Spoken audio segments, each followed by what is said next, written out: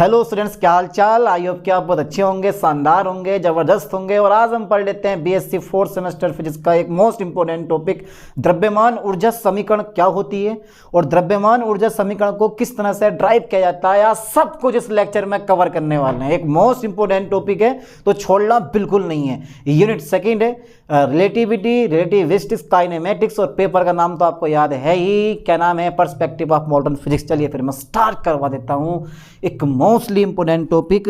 भैया भैया भैया भैया भैया क्या हो सकता है हमारा topic? Mass. Okay, mass energy equation. ठीक है, मास एनर्जी एक्वेशन। ठीक है, ये बोल दो आप, या आपको मैं एक शब्द और बताता हूं, Einstein's mass and energy relation, या द्रव्यमान ऊर्जा समतुल्यता संबंध। अरे कई चीजें आती हैं यार, पर अपने आप पे ध्यान देना, कुछ भी पूछे आंसर सेम लिख के आना। ठीक है, मास एनर्जी एक्वेशन, यह इसको हम बोल देते हैं आइंस्टीन, EINSTEIN। ठीक है, Einstein mass. Okay, Einstein mass and energy relation. भाई बहुत इंपॉर्टेंट टॉपिक होने वाला, एनर्जी रिलेशन। ठीक है भाई, लो सर डाल दिया हमने हेडिंग। ओके, अब ये एक्वेशन, मास एनर्जी एक्वेशन आपसे कहती क्या है? कुछ ना कुछ तो कहती होगी। अरे यार क्यों ना कहेगी, हम करवाएंगे ज़बरदस्ती। E बराबर mc², सबको याद है, आप एक ज़माने से पढ़ते आ रहे हैं, 12th क्लास में भी आपने पढ़ा होगा। E बराबर mc², मतलब द्रव्यमान को ऊर्जा में, द्रव्यमान को ऊर्जा में और ऊर्जा को द्रव्यमान में चेंज किया जा सकता है। जब कहीं m द्रव्यमान लॉस होता है तो उसके तुल्य E ऊर्जा उत्पन्न हो जाती है। यही तो होता है, अगर m द्रव्यमान लॉस हो गया तो उसके तुल्य E ऊर्जा उत्पन्न हो जाती है। ऑलवेज ये बात बिल्कुल सत्य है, पर अभी मैं जैसे लिख पाऊंगा ना वो देखना जरा ठीक से। तो आइंस्टीन का ये कहना था कि एनर्जी एंड मास एक ही वस्तु हैं जिन्हें एक दूसरे में परिवर्तित किया जा सकता है। लेकिन आइंस्टीन से पहले की कहानी ये थी कि जितने भी साइंटिस्ट लोग थे वो ये मानते थे कि द्रव्यमान अलग है, ऊर्जा अलग है, क्योंकि ऊर्जा का मात्रक जूल होता है, द्रव्यमान का मात्रक किलोग्राम होता। यार दो अलग अलग भौतिक राशियां हैं, इनका आपस में कोई संबंध नहीं है। लेकिन जब आइंस्टीन आए, बोले भैया मेरी बात पे यकीन करो कि यार द्रव्यमान को ऊर्जा में, ऊर्जा को द्रव्यमान में बदला जा सकता है। मतलब ये एक ही भौतिक राशि हैं। कहने का मतलब ये कि एक ही वस्तु के दो रूप हैं, एनर्जी और द्रव्यमान। पर इस चीज को मानने के लिए कोई तैयार नहीं था। 15 साल में जाके special theory of relativity Einstein वाली लोगों के समझ में आई, बोला यार ये बात तो बिल्कुल सही है, और उसको छाप दिया गया किताबों में। ठीक है, यानी कि कहने का मतलब यहाँ पर यह है मास तथा एनर्जी। ओके ठीक है सर, मास तथा एनर्जी। हाँ सर आगे बताओ। मास तथा एनर्जी एक ही भौतिक वस्तु है, एक ही क्या है ये, भौतिक वस्तु है, भौतिक वस्तु है। अच्छा, एक ही भौतिक वस्तु है जिन्हें क्या कर सकते हैं हम, जिन्हें एक दूसरे में, जिन्हें एक दूसरे में, जिन्हें एक दूसरे में परिवर्तित किया जा सकता है, जिन्हें एक दूसरे में परिवर्तित किया जा सकता है। ओके, किया जा सकता है। ठीक है, यानी कि आप लिख सकते हो कि मास तथा एनर्जी एक ही भौतिक वस्तु है जिन्हें एक दूसरे में परिवर्तित किया जा सकता है। ओके, मतलब अर्थात कहने का मतलब क्या हुआ? अर्थात कहने का मतलब ये हुआ कि मास को एनर्जी में और एनर्जी को मास में कन्वर्ट किया जा सकता है। यानी कि मास को ऊर्जा में और ऊर्जा को द्रव्यमान में बदला जा सकता है। ये लाइन में लिख दूं, यानी कि मास को एनर्जी में, ठीक है भैया, मास को एनर्जी में, यही तो मतलब हुआ इस चीज का, मास को एनर्जी में तथा एनर्जी को, तथा एनर्जी को, ओके ओके ओके, एनर्जी को मास में, मास में बदला जा सकता है, बदला जा सकता है। ठीक है, इस एक्वेशन के अनुसार बदला जा सकता है। एक पॉइंट और भैया, ये तो तुम समझ गए कि मास को एनर्जी में तथा एनर्जी को मास में बदला जा सकता है। एक पॉइंट और, यदि किसी वस्तु की ऊर्जा बदलती है तो उसका द्रव्यमान बदलेगा। अगर आपने किसी वस्तु की एनर्जी चेंज कर दी तो उसका द्रव्यमान भी क्या हो जाएगा, चेंज हो जाएगा। ये क्वालिटी इसके अंदर पाई जाती है, ठीक है। यानी कि यदि किसी वस्तु, ध्यान देना, यदि किसी वस्तु, ठीक है, ठीक है, यदि किसी वस्तु की एनर्जी बदलती है, एनर्जी मतलब ऊर्जा बदलती है, ठीक है, यदि किसी वस्तु की एनर्जी बदलती है तो उसका द्रव्यमान भी बदलेगा, तो उसका द्रव्यमान भी बदलेगा, द्रव्यमान भी बदलेगा, ठीक है। यदि किसी वस्तु की एनर्जी बदलती है तो उसका द्रव्यमान भी बदलेगा, ये बात बिल्कुल तय है, ठीक है। अतः मैं लिख दे रहा हूँ, अतः आइंस्टीन की द्रव्यमान ऊर्जा समीकरण निम्नलिखित है। अतः आइंस्टीन की, ठीक है, अतः आइंस्टीन की द्रव्यमान ऊर्जा समीकरण निम्नलिखित है। द्रव्यमान ऊर्जा समीकरण निम्नलिखित है। ओके ओके, निम्नलिखित है। क्या है सर, वो ही बता दो आप। E बराबर mc², ये होती है छोटी सी इक्वेशन जिसने इतना तहलका मचाया, ठीक है। E बराबर mc², याद कर लो ठीक से। जहाँ E क्या है, एनर्जी है, E क्या भैया, पार्टिकल की एनर्जी, ठीक है, और m क्या है, मास है, मास ऑफ पार्टिकल ले लो या कोई भी आप ऑब्जेक्ट ले सकते हो, मास ऑफ पार्टिकल, ठीक है, मास ऑफ पार्टिकल, और c क्या है, स्पीड ऑफ लाइट या velocity of light, speed of light, ठीक है, प्रकाश की चाल। इससे एनर्जी, m से मास ऑफ पार्टिकल, और c क्या है, स्पीड ऑफ लाइट। तो E बराबर mc², m को द्रव्यमान, यानी कि द्रव्यमान को ऊर्जा में, ऊर्जा को द्रव्यमान में, ठीक है, बदला जा सकता है, ये कहना था इस इक्वेशन का। अच्छा ये बताओ, यहाँ तक क्लियर हुआ? एक बेसिक कंसेप्ट था, पेपर में पूछा जाता है इसलिए मैंने करवा दिया। प्रकाश की चाल कितनी होती है, 3 लाख किलोमीटर पर सेकेंड, या 3 × 10⁸ मीटर प्रति सेकेंड। अब ये बताओ यार, क्योंकि एग्जाम में जो लिख के आओगे ना, समझाने वाली बात नहीं है, समझा तो मैं देता, कोई दिक्कत नहीं है, निकल गो, लेकिन ये जो एग्जाम में लिखवा रहा हूँ, तुम्हारे नोट्स तैयार करवा रहा हूँ, ठीक है, ये बहुत ज़रूरी है, क्योंकि एग्जाम में आपको लिख के आना है, एग्जाम के लिए लिखवा रहा हूँ मैं ये, ठीक है। नोट्स चाहिए लिखने के लिए तो वो नोट्स चाहिए, कहीं बाहर से किसी से नोट्स मांगने की जरूरत नहीं है मेरे दोस्तों यार, ठीक है। चलिए आगे देखते हैं फिर इसी बात पे। ओके सर, इस इक्वेशन को करते हैं प्रूफ, ठीक है। ओके ओके ओके, चलो करके देखते हैं प्रूफ। यार प्रूफ हो जाएगी ये, क्यों ना होगी, ठीक है। तो चलिए इसको प्रूफ करते हैं, लेकिन एक पॉइंट और मैं आपको बता दूं। देखो, जब आप खड़े हो ना तो आप रुके हुए हो और आपका द्रव्यमान कितना है, m0 है, लेकिन जब आप v वेग से मोशन करते हो ना तो आपका द्रव्यमान कितना हो जाता है, m हो जाता है, ये ध्यान देना। यानी कि ब्राह्म द्रव्यमान m0 है, और जब आप मोशन करते हो तो द्रव्यमान m। अब ये ज़्यादा होगा या ये ज़्यादा होगा, तो भैया स्पेशल थ्योरी ऑफ रिलेटिविटी यानी कि ट्रांसफॉर्मेशन मास आपसे ये कहता है कि जब आप गति करते हो तो आपका द्रव्यमान क्या होता है, बढ़ जाता है। जब आप गति करते हो तो द्रव्यमान क्या होता है आपका, बढ़ जाता है। ये बोलता है स्पेशल थ्योरी ऑफ रिलेटिविटी यानी कि ट्रांसफॉर्मेशन ऑफ मास, ठीक है, ध्यान देना चीज़ पे। ओके चलिए इसे हटा देते हैं।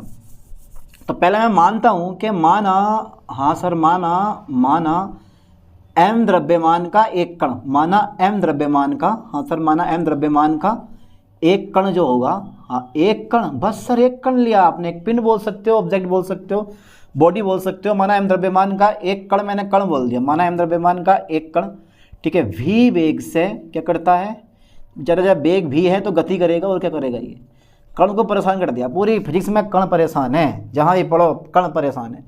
तो माना m द्रव्यमान का एक कण v वेग से गति करता है। अब वेग से गति करता है तो गतिमान वस्तु पर क्या होता है, बल काम करता है, ठीक है, नहीं, सिंपल सी बात है।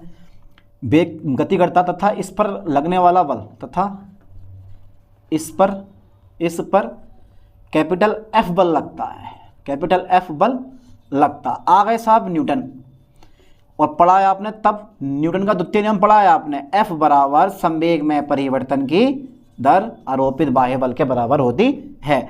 अब भैया P को हमें पता है, ये P क्या है हमारा जो भैया P हैगा, ये तो सर एम भी के बराबर होता है। हाँ सर, दोनों का कर दो, टी के रिस्पेक्ट में इसका भी करो और इसका भी करो।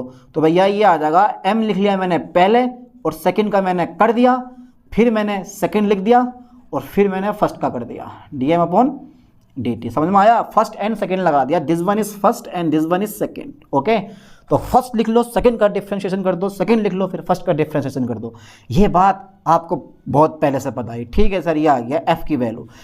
समीकरण नंबर 1 बना सकते हो। अब बल लगेगा तो बल क्या करेगा, वस्तु में विस्थापन उत्पन्न करेगा, वहां पे कार्य होगा, वो कार्य जो है गतिज ऊर्जा के रूप में संचित हो जाएगा, क्योंकि कण जो है हमारा पार्टिकल गति कर रहा। तो यह बल कण को dx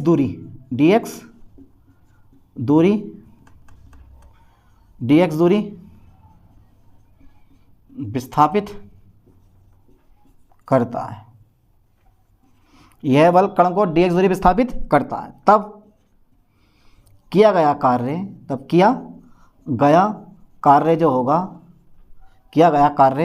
गतिज ऊर्जा के बराबर होगा, या गतिज ऊर्जा के रूप में गतिज ऊर्जा के बराबर होगा, ऐसा बोल दिया मैंने। गतिज ऊर्जा के कैसे होगा भैया, बराबर होगा। ठीक है, बराबर होगा।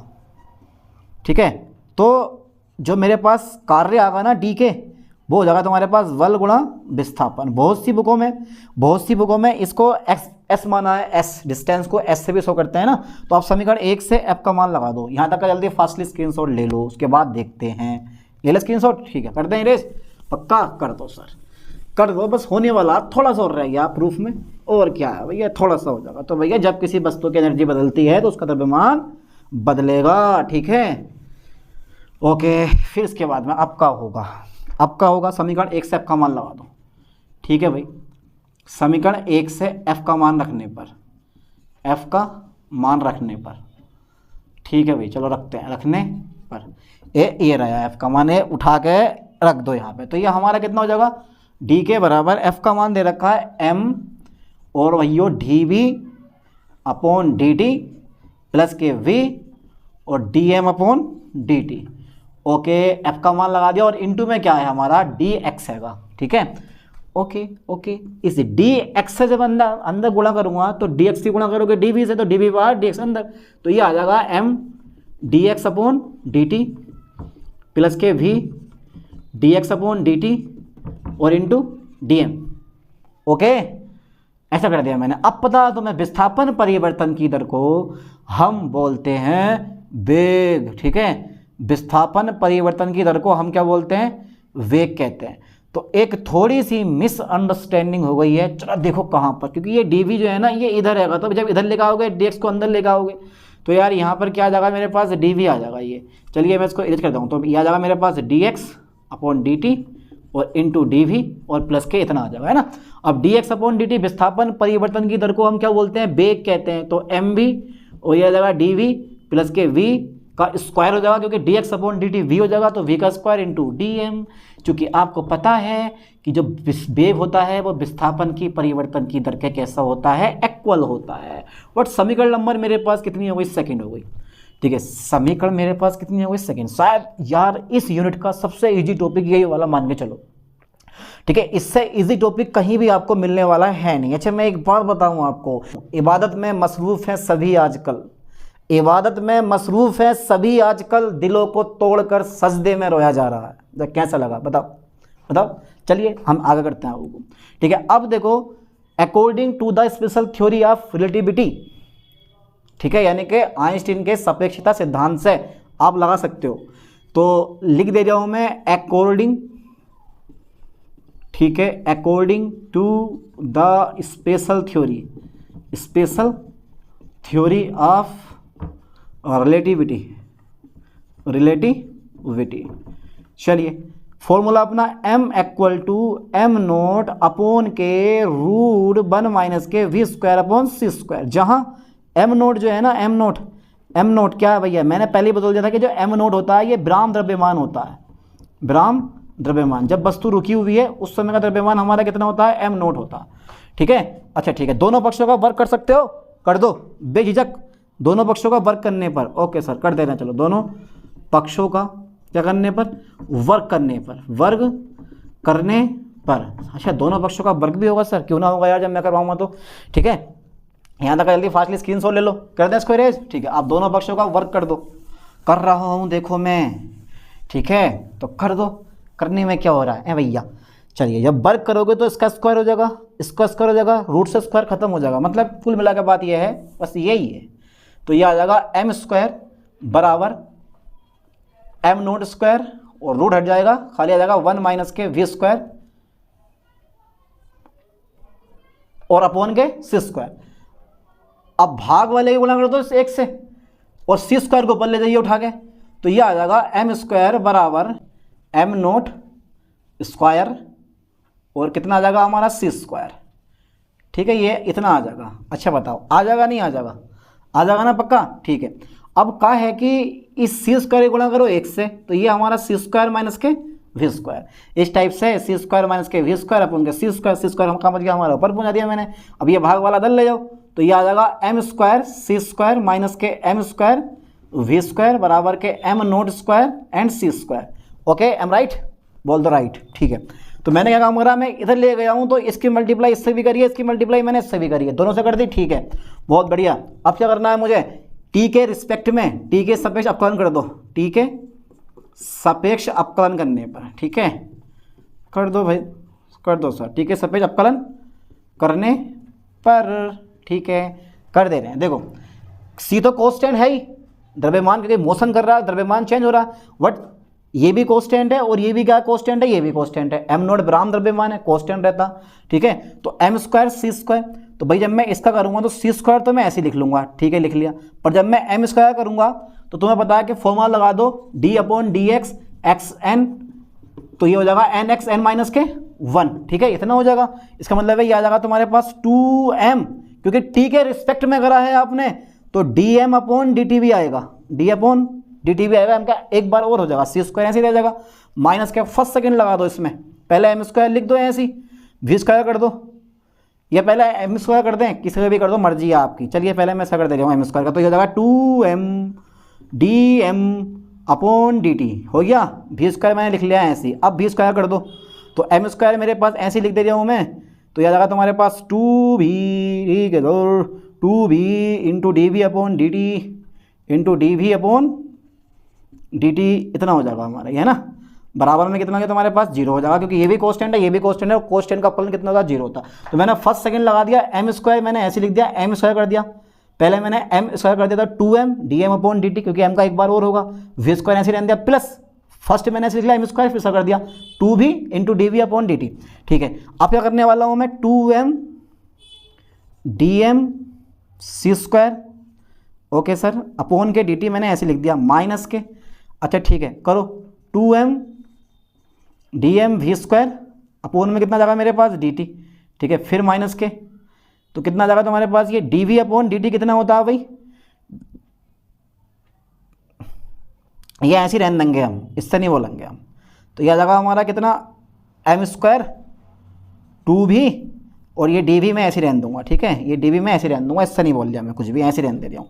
अपॉन में डी टी बराबर कितना हो गया, 0।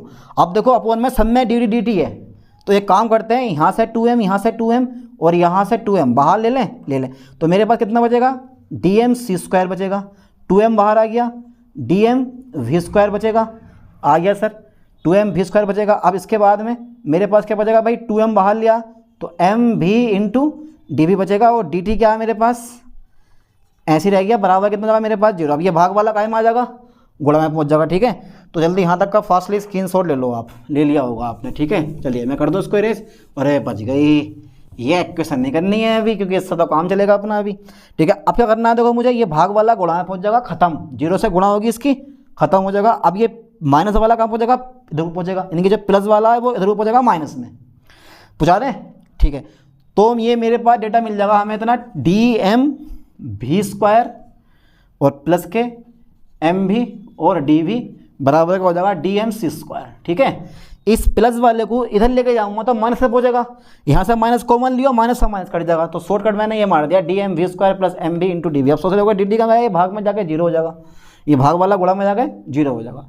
ठीक है, अब एक काम और करता हूँ, ध्यान देना जरा से करके इस चीज़ पे। ठीक है, अच्छा मैं इस डेटे को ना, देखो मैं क्या करने वाला हूँ, ध्यान देना, थोड़ा ना बना के लिखो, इस वाले को मैं इधर लिख लेता हूँ और इन सबको मैं इधर लिख लेता हूँ, या करके। ठीक है, या करके मैंने ऐसा करके लिख दिया, तो डी एम सी स्क्वायर बराबर के एम भी डी वी, एम भी डी वी और प्लस के D M V square, D M V square. ठीक है, डी एम वी स्क्वायर। ठीक है, ये मिल गया मुझे, D M V square. Okay okay, अब देखो समीकरण नंबर 4 हो गई, तो बेटा समीकरण 2 ये है और समीकरण 3 हो गई हमारी ये वाली, 4 नहीं होगी, समीकरण 3 हो जाएगी।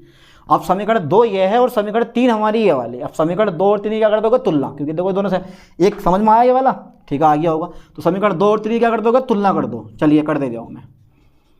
समीकरण 2 व 3 की क्या करने पर, तुलना करने पर, ठीक है, तुलना करने पर। ओके सर, कर दो तुलना।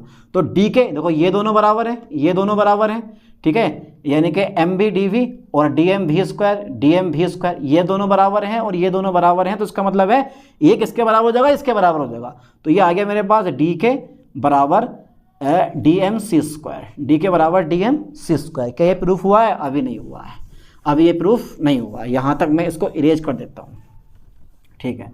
तो समीकरण 3 और 2 की मैंने क्या कर दी, तुलना करके मेरे पास आ गया डी के बराबर डी एम सी स्क्वायर। तो यहाँ तक क्लियर हुआ? ओके। अब देखो क्या करना, ब्राह्म द्रव्यमान तुम्हें पता है कितना भाई, ब्राह्म द्रव्यमान एम नोट है, किसका, कण का, कण का ब्राह्म द्रव्यमान एम नोट है। तब क्या होगा, समाकलन होगा इसका, समाकलन डी के, ठीक है, कहाँ से, एम नोट से, और द्रव्यमान कितना करा मैंने, एम करा, और क्या जाएगा डी एम सी स्क्वायर। अब तुम्हें पता है कि सी स्क्वायर तो हमारा कांस्टेंट है, ठीक है, सी स्क्वायर क्या है हमारा, कांस्टेंट। समाकलन डी को खा जाएगा, खाली क्या कर देगा, के कर देगा। अब जब मैं डी एम का करूँगा, ठीक है, तो खाली कितना रह जाएगा, एम रह जाएगा, और लगा दो लिमिट एम, यानी कि लोअर लिमिट एम नोट और अपर लिमिट एम हो गई, बाहर मेरा सी स्क्वायर रह गया। अच्छा ठीक है, तो एम माइनस के एम नोट इंटू सी स्क्वायर, तो ये के का मान आ गया। अभी सिर्फ के का मान निकल कर आया है गतिज ऊर्जा, तो ये क्या है, इसे हम क्या बोलते हैं, इसे अपेक्षिकीय, ओके, इसे अपेक्षिकीय ऊर्जा या गतिज ऊर्जा कहते हैं, इसे अपेक्षिकीय ऊर्जा कहते हैं। तथा ब्राह्म ऊर्जा कितनी हो जाएगी हमारे पास भाई, ब्राह्म ऊर्जा कितनी हो जाएगी, जल्दी बताओ।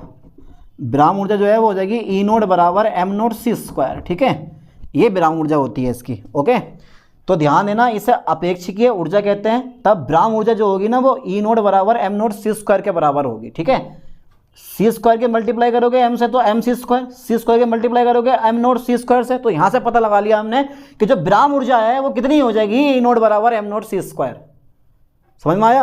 अरे सी स्क्वायर के मल्टीप्लाई इससे कर दो तो एम सी स्क्वायर आ जाएगा, सी स्क्वायर के मल्टीप्लाई इससे कर दो तो एम नोट सी स्क्वायर आ जाएगा। तो एम नोट सी स्क्वायर क्या है, ब्राह्म ऊर्जा, क्या है ये, ब्राह्म ऊर्जा, ठीक है, समझ में आया? तो अब देखो जरा ध्यान से, अब मेरा यहाँ पे कहने का मतलब ये होगा कि जो कुल ऊर्जा होती है, कण की जो कुल ऊर्जा है, कण की कुल ऊर्जा जो है, ठीक है, कण की कुल ऊर्जा, ठीक है, गतिज ऊर्जा तथा ब्राह्म